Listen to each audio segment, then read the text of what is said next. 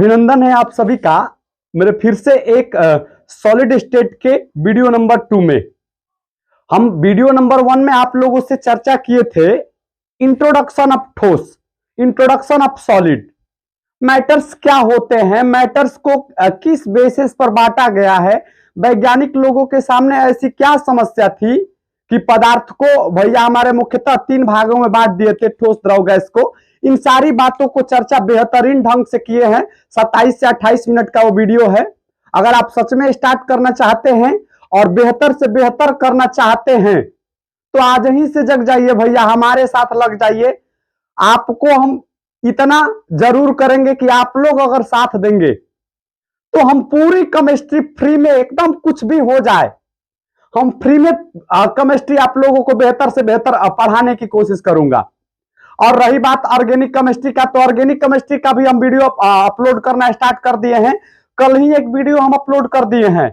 अगर नहीं देख पाए हैं, विनम्रता भाव से अनुरोध रहेगा कि कृपया करके जाकर अभी से आप लोग बेहतर से कॉपी बनाइए, बेहतर से कॉपी बनाइए, बढ़िया बढ़िया कॉपी लीजिए और उस पर बेहतरीन राइटिंग के साथ लिखिए, ताकि सभी अंत में जो दिन आए, जो नवंबर, अक्टूबर, नवंबर का दिन आए, वो बेहतर से गुजर सके और बेहतर से बेहतर अंक आप बिहार स्कूल एग्जामिनेशन बोर्ड में ला सके। आपसे ये भी अनुरोध रहेगा कि कृपया करके आपको ये वीडियो थोड़ा सा शेयर कर देते तो बेहतर रहता, क्योंकि हम आप लोगों के लिए लगे हैं। देखिए ना भैया, हमारे बहुत ज्यादा ठंडे हैं और हम छत पर भैया, खुले छत पर आप लोगों के लिए वीडियो बना रहे हैं। तो विनम्रता से अनुरोध रहेगा कि हम आपके लिए कर रहे हैं, तो थोड़ा सा एक शेयर का बटन, एक लाइक का बटन है और एक कमेंट का बटन टिपने में आप लोगों के क्या हर्ज है। उससे आप लोगों की कोई दिक्कत नहीं है, लेकिन उससे हमारा फायदा हो जाएगा। हम आपके लिए कर रहे हैं, आपका भी परम कर्तव्य है, परम धर्म है कि आप लोग भी मेरे लिए थोड़ा सा कुछ करिए, ठीक है ना। तो आइए हम सेकंड वीडियो में चलते हैं और आज हम लोग पढ़ेंगे ठोस के सामान्य गुण। हालांकि ये जो वीडियो बना रहे हैं, ये जो टॉपिक पढ़ा रहे हैं, उसी वीडियो में इंक्लूड कर देना चाहिए था, लेकिन लंबा वीडियो हो जाएगा, इसलिए हम इस पार्ट को भैया अलग से कर दिए, ठीक है ना, ताकि बेहतर से आप लोग ठोस के प्रॉपर्टीज के बारे में बेहतर से समझ सके। तो आइए स्टार्ट करते हैं। हम पहले आप लोगों को यह पता होना चाहिए कि ठोस किसे कहते हैं। व्हाट इज सॉलिड, सॉलिड क्या होते हैं। तो हमने बताया था कि पदार्थ की वैसी अवस्था जिसमें अवयवी कण मीन्स अणु, परमाणु, आयन निविड़ संकुलित के रूप में रहते हैं। अब निविड़ संकुलित का अर्थ हम बेहतर ढंग से समझाए थे, क्लोजली पैक्ड के रूप में, मतलब चारों ओर से बंद रहते हैं, कवर अप रहते हैं। ठोस की एक परिसीमा होती है, ठोस का एक बाउंड्री होता है, ठीक है ना। तो ये देखिए, हम आप लोगों के सामने एक इमेजिनरी फिगर बनाए हैं ठोस के बारे में। मान लेते हैं कि ये ठोस का कण है, जिससे ठोस मिलकर बना है, उसे हम लोग अवयवी कण कहते हैं। मान लेते हैं कि ये बहुत सारा, मतलब मान के चलिए कि 30 ऐसे ऐसे पार्टिकल्स हैं, ऐसे ऐसे पार्टिकल्स हैं। अब इन्हीं से मिलकर आप लोगों को ठोस बनाना है, तो आपको क्या करना होगा, तो आपको भैया हमारे करना होगा कि एकदम बढ़िया से सजाना होगा। दो कणों के बीच के डिस्टेंस जो होगा वो बहुत कम रखना होगा, मतलब लगभग ना के बराबर रखना होगा। ऐसा रखना होगा कि एक आपका बाल भी उसके गैप से ना निकल सके। तो कुछ इस प्रकार से आप लोग बनाएंगे किसी ठोस को, किसी बेहतरीन ठोस को आप लोग इस क्वालिटी से, इस ढंग से आप इसमें कणों को सजाएंगे और अंत में कहेंगे कि हमारा ठोस बनकर तैयार हो गया। हम इसी को देखकर, हम लोग इसी फिगर को देखकर हम इन सारे प्रॉपर्टीजों को डिस्कस करने वाले हैं। 7 प्रॉपर्टीज हमने लिखा है, बहुत सारे प्रॉपर्टीज हो सकते हैं, लेकिन हम 7 ही प्रॉपर्टीज लिखे हैं। तो आप लोग गौर से सुनिएगा और समझिएगा। तो हमने लिखा है कि ठोस में अंतर आणविक दूरियां कम होती है। इसका अर्थ क्या होता है कि ठोस में अंतर आणविक दूरियां का मतलब क्या होता है। तो देखिए भैया, हमारे ये ठोस के कण हैं, ये भी कण हैं, इन दोनों के बीच के दूरी को हम लोग अंतराणविक दूरियां कहते हैं। समझ पाए क्या आप लोग। किन्हीं ठोस के या किन्हीं पदार्थ के 2 कणों के बीच के दूरी को किन्हीं ठोस या किन्हीं पदार्थ के दो कणों के बीच की दूरी को अंतराण्विक दूरियां कहते हैं।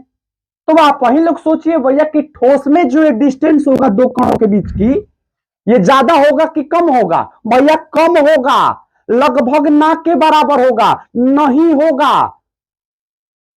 समझे क्या आप लोग?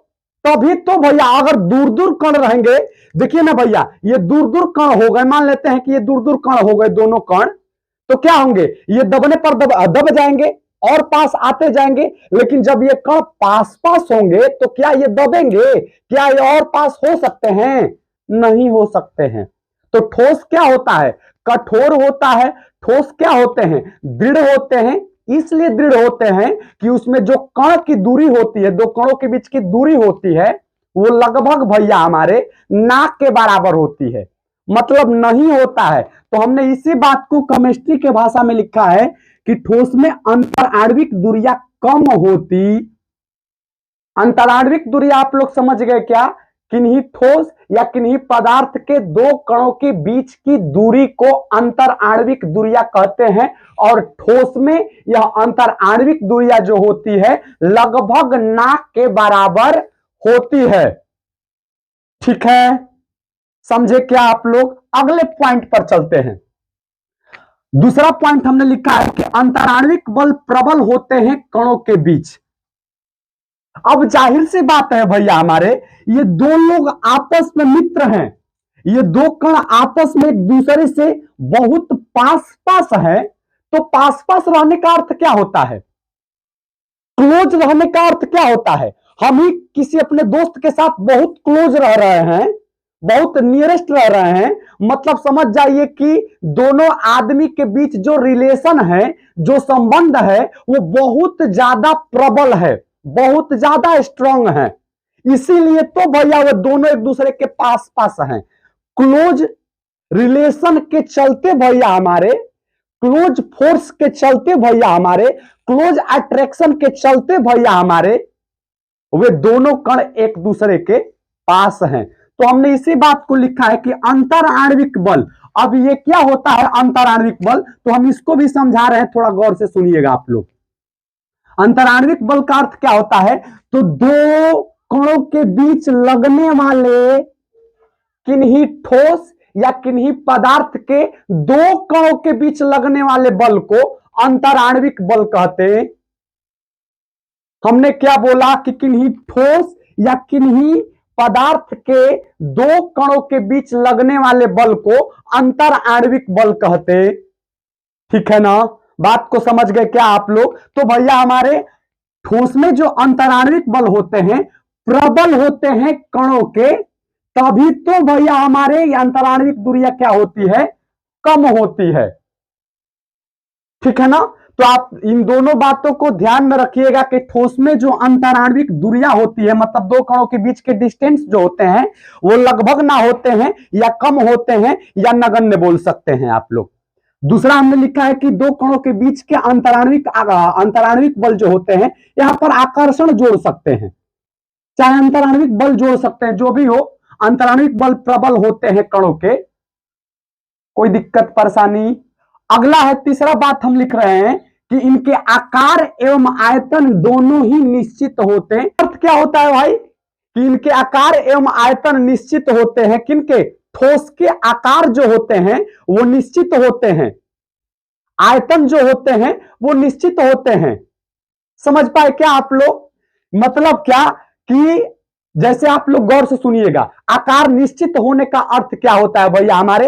अगर आप किसी ठोस को फर्श पर छोड़ दे रहे हैं तो उसकी आकृति चेंज नहीं होगी, लेकिन उसी भैया लिक्विड को अगर आप किसी फर्श पर छोड़ दे रहे हैं तो उसकी आकृति जो होगी वो परिवर्तित हो जाएगी, चेंज हो जाएगी। लेकिन भैया हमारे जैसे देखिए, हमने हमारे हाथ में ठोस है, अगर हम अपने कॉपी पर इसको डाल दे तो क्या ये कॉपी के आकार का हो सकता है? तो नहीं हो सकता है। लेकिन अगर आप पानी को अपने कॉपी के ऊपर गिरा दे तो भैया पूरा पेज जो होगा भीग जाएगा, पूरा पेज जो होगा वो सारा बोर हो जाएगा पानी से। अगर आप किसी गैस को एक जगह पर छोड़ देते हैं, किसी रूम के एक जगह पर छोड़ देते हैं, तो सारे रूम महकने लगता है गैस गैस के चलते। लेकिन भैया इसको अगर कहीं आप एक ठाई बैठा देते हैं तो वो ऐसा ही बैठा रहेगा। ये ठोस की प्रॉपर्टीज होती है। किस लिए?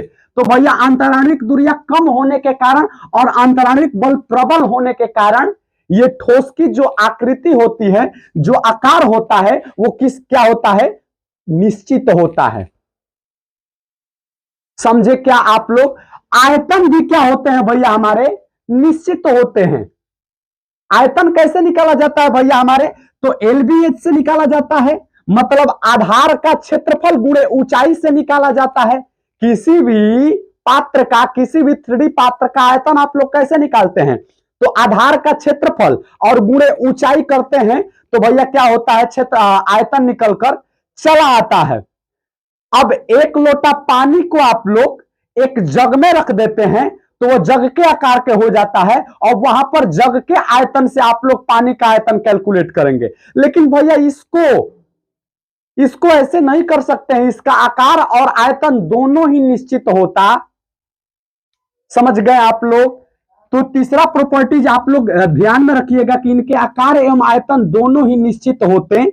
हमने इसी पॉइंट में लिखा है कि इन पर मंद विकृति बल लगाने पर भी इनकी आकृति में कोई परिवर्तन नहीं। अब देखिए हमने यहां पर एक बात लिखा है, मंद विकृति बल। इसका अर्थ क्या होगा? तो इंग्लिश में इसे बोलते हैं हम लोग माइल्ड डिफॉर्मिंग फोर्स। तोड़ने के लिए, किसी ठोस को तोड़ने के लिए दी गई ऊर्जा को मंद विकृति बल कहते हैं। ठीक है ना? तो अगर भैया हमारे इस ठोस पर आप हल्का सा चोट देंगे, हल्का सा आप इसको पीटेंगे, तो क्या ये ठोस का आकृति परिवर्तित हो जाएगा? बिल्कुल नहीं होगा। तो हमने इसी बात को लिखा है कि इन पर मंद यानी कि कम विकृति बल लगाने पर भी इनकी आकृति में कोई परिवर्तन नहीं। यानी कि इस पर हल्का सा चोट देंगे, हल्का सा पटकेंगे, तो देखिए ना भैया हम पटक रहे हैं इस मार्कर को, क्या है ये मार्कर भैया हमारे पतला हो जाएगा, पेन के आकार के हो जाएगा? बिल्कुल नहीं, जैसा है वैसा ही रहेगा। हम इसको तोड़ने का प्रयास कर रहे हैं हल्का सा फोर्स लगाकर, तो क्या टूटेगा? क्या इसकी आकृति में कोई चेंजिंग आएगी? बिल्कुल नहीं आ सकती है। तो हमने इसी बात को लिखा है कि इन पर मंद विकृति बल लगाने पर भी इनकी आकृति में कोई परिवर्तन नहीं। समझ गए क्या आप लोग? तो इस लाइन को आप लोग ध्यान में रखिएगा, तीसरा नंबर पॉइंट को, कि ठोस के आकार एवं आयतन दोनों ही निश्चित होते हैं। इन पर मंद विकृति बल लगाने पर भी इनकी आकृति में कोई परिवर्तन नहीं होती। ठीक है क्या? अगले पॉइंट पर चलते हैं। अगला पॉइंट हमने लिखा है कि ठोस असंपीड्य एवं दृढ़ होते हैं। दृढ़ के मतलब आप लोग समझते हैं, असंपीड्य के मतलब आप लोग समझिए। एक होता है संपीड्य, एक होता है संपीड्य और दूसरा होता है असंपीड्य। अब इसका मतलब था, आप लोग गौर से सोचिएगा। संपीड्य का अर्थ होता है कि जिसे दाबा जा सकता है, जिसे दाबा जा सकता है उसे संपीड्य बोलते हैं, और जिसे दाबा नहीं जा सकता है उसे असंपीड्य बोलते हैं। तो आप वही लोग बोलिए भैया हमारे, क्या ठोस को दबाकर आप उसकी आकृति को चेंज कर सकते हैं? इस तरह दबाकर हम देखिए ना भैया, दाब रहे हैं, क्या इसकी आकृति चेंज हो रही है? चेंज हो रही है क्या? चेंज हो रही है। देखिए हम खूब अपने ओर से खूब ट्राई कर रहे हैं दाबने का, हमारा हाथ दब जा रहा है। देखिए हमारा हाथ दब गया, हमारा अंगूठा भैया हमारा दब जा रहा है, लेकिन ये नहीं दब रहा है। तो यही हमने लिखा है कि ठोस असंपीड्य। असंपीड्य के मतलब कि जिसको दाबा नहीं जा सकते। तो ठोस असंपीड्य एवं दृढ़ के जगह पर आप लोग कठोर भी लिख सकते हैं, दृढ़ता जिसमें हो। तो ठोस असंपीड्य भी होते हैं और ठोस जो होते हैं दृढ़ भी होते हैं। ठीक है ना? अगले पॉइंट पर चलते हैं कि इनमें बहने की प्रवृत्ति नहीं होती। कहां से बहने की प्रवृत्ति होगी भैया हमारे? जब जो अंतराण्विक दूरियां है वो बहुत भैया कम है, लगभग ना के बराबर है, कण एक दूसरे से बहुत पास पास है, और उन कणों के बीच में जो फोर्स लग रहा है हाई लेवल का, प्रबल लग रहा है, तो क्या एक कण दूसरे कण को छोड़कर बाहर जाएगा क्या? आप वही लोग सोचिए ना भैया, दो लोगों के बीच में मित्रता है और गहरी मित्रता है, तो क्या आप लोग कितना भी तीसरा को फूकने से आप लोग इधर उधर जाएंगे क्या?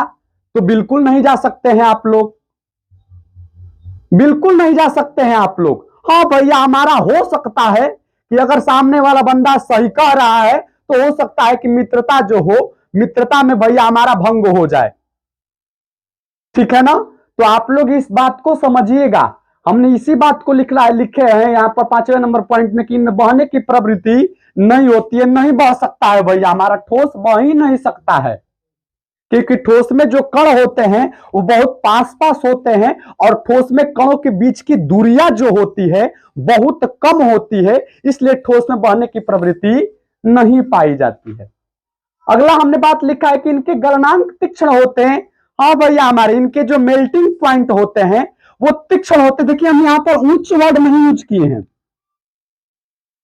तीक्ष्ण, तीक्ष्ण का इंग्लिश में हम लोग बोलते हैं शार्प, शार्पनेस होती, तेज होता है। तीक्ष्ण की जगह पर आप लोग तेज यूज कर सकते हैं, ऊंच यूज मत करिएगा आप लोग। अब कितना ऊंच, 2 भी ऊंच होता है और 100 भी ऊंच होता है और 1000 भी ऊंच होता है, तो इसलिए हमने यहां पर तीक्ष्ण वर्ड यानी कि तेज वर्ड यूज किया है। इनके गलनांक तीक्ष्ण होते हैं। अब हमने एक बात लिखा है 7वें नंबर पॉइंट पर कि इनके घटक कण मतलब अणु, परमाणु या आयन की स्थिति निश्चित होती, मतलब जिससे ठोस मिलकर बना है, जिससे, जिस कण से ठोस मिलकर बना है, या तो अणु हो सकते हैं या परमाणु हो सकते हैं या आयन हो सकते हैं, जिनसे ठोस मिलकर बना है, वो क्या भैया हमारे उनकी स्थिति जो होगी वो कैसी होनी चाहिए, निश्चित होती। हाँ भैया, अब ये भैया दोनों के बीच में अट्रैक्शन फोर्स बड़ी बरियार लगा है, मतलब ये इधर नहीं जा सकता है, ये इधर नहीं जा सकता है, मतलब दोनों के बीच में तो ऐसा रिलेशन अब रही कहा गया है भैया, हमारे सब लोग मतलब से रख रहे हैं, ठीक है ना। तो आप लोग भी अपने मतलब से रखिए भैया, हमारे सब ये सब बेकार है। तो ठोस की जो भैया हमारे अणु, परमाणु या आयन की स्थिति जो होती है वो निश्चित होती है। निश्चित भैया इसलिए होती है कि अंतराण्विक दूरियां हमारे क्या होती है, कम होती है, और अंतराण्विक बल प्रबल होते हैं, इसलिए इनके जो कणों की स्थिति होती है, एक जहां पर बैठा दीजिए वहीं पर ये बैठा रहेगा भैया, हमारे देवता जस बैठा रहेगा, जाकर आप प्रणाम कर सकते हैं। तो यही था ठोस का भैया हमारे सामान्य गुण। बाकी आपको ये वीडियो कैसी लगी आप अपनी राय कमेंट बॉक्स में जरूर लिखिएगा। तीसरे वीडियो में भैया हमारे हम क्लासिफिकेशन ऑफ ठोस के बारे में डिस्कस करेंगे, ठोस कितने प्रकार के होते हैं।